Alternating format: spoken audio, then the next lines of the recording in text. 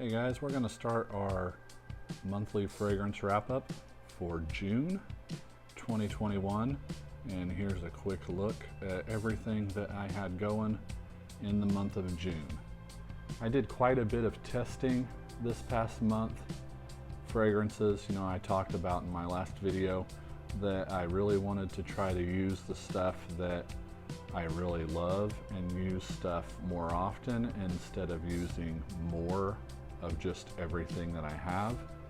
Well, that didn't quite happen for the month of June. I think I have about 30 fragrances here. And just like I mentioned in my last video, it's not always going to be a scent of the day that gets put up here. It's going to be things that I have tested out more than once during that month, so it's not always going to be my scent of the day. Most of these are.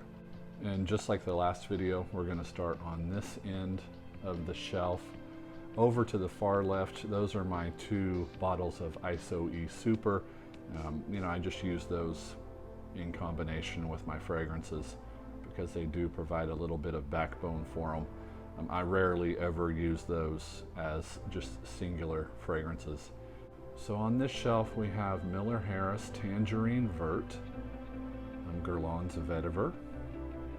There's Parfums de Marly Sedley, one of my favorites. Back there, again, Bond number 9, Gramercy Park, one of my favorites for the spring and summer months. 2 bottles of Dior Homme Sport. Can't get a real good shot of them, but that is Dior Homme Sport. The one on the right is the 2017 reformulation, and the one on the left is my 2012 reformulated bottle. Back there is 9 p.m. and that is from Afnan, and that fragrance has been picking up some steam in the community. It was a cooler day. I decided to wear that in the beginning of June, and it was really fitting. It was really nice. It's normally a cold weather fragrance that I would wear. And right here we have Creed's Original Vetiver, Le Covent Aqua Millifolia.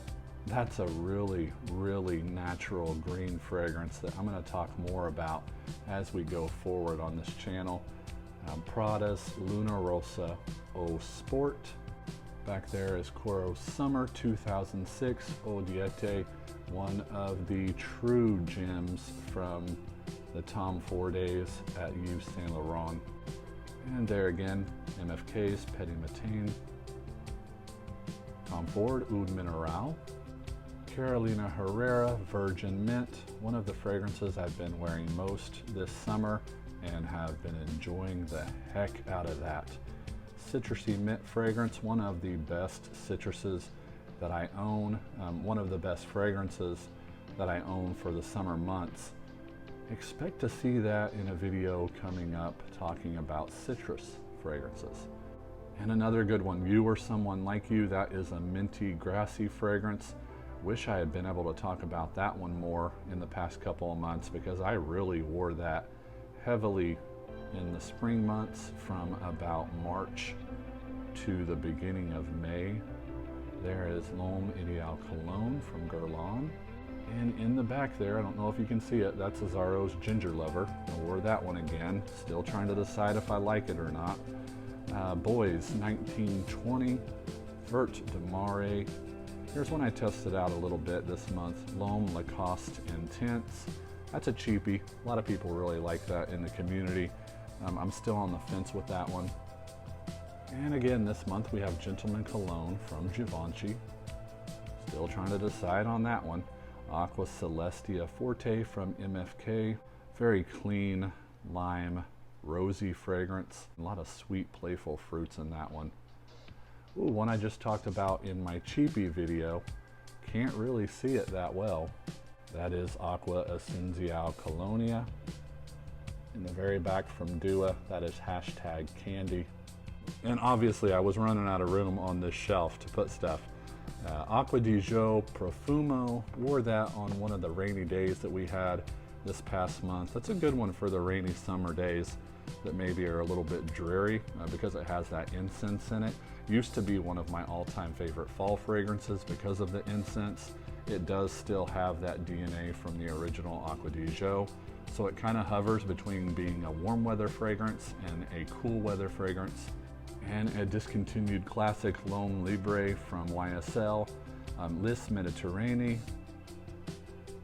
CH Men from Carolina Herrera, another Parfums de Marly, that is Percival. I love this one too. I actually prefer Sedley over Percival, but this one right here is one that really does draw attention. Normally it is positive attention. It's one of my more attention-grabbing fragrances.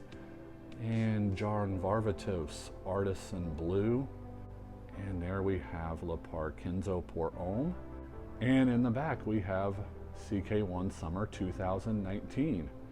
You know what? I think I actually covered every fragrance in my summer warm weather Cheapie list in this video too. So if I left something out of that video, I'd be surprised, but I think I did. I think I have every Cheapie fragrance in that video that I just posted, and I will include the link to that video in the description part of this channel. So let's pan back a little bit so we can get a little bit better look here at everything. That is the month of June for personal fragrance for me. And interesting month, not a great one. Testing out some fragrances, trying to use some stuff and see what I think about them. The month of July is probably going to be another one of those type of months. I'm going to end up spending more time with my aquatics in the month of July. And I know those of you that are fans of home fragrance are probably already starting fall, but for the fragrance community, that doesn't really happen early like it does with the home fragrance community. We don't really jump into that because we don't have companies that are pushing that stuff so early.